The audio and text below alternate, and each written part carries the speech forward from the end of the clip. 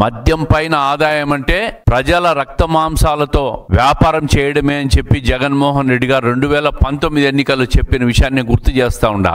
అందుకే సంపూర్ణ మద్య నిషేధాన్ని అమలు చేస్తానని చెప్పినాడు. మరి సంపూర్ణ మద్య నిషేధాన్ని అమలు కాదు కదా, అధిక ధరలు పెంచి కల్తీ మద్యాన్ని అమ్మి ప్రజల ఆరోగ్యంతో మాన ప్రాణాలతో ఆడుకున్న ప్రభుత్వం మీది. ఈరోజు రాష్ట్రంలో ఒక విషపూరిత మద్యం పట్ల రాష్ట్ర వ్యాప్తంగా 35 లక్షల మంది అనారోగ్యం పాలైనారు.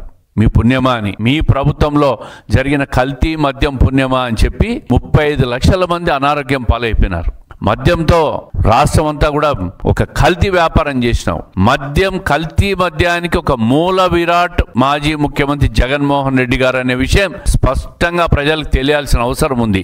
ఇసుక మాఫియా, మద్యం మాఫియా, భూమాఫియా, ఎర్రచందనం మాఫియా, ఇలాంటి అన్ని మాఫియాల కోసమే 5 సంవత్సరాలు పరిపాలన చేసినారు వైఎస్ఆర్ కాంగ్రెస్ ప్రభుత్వం.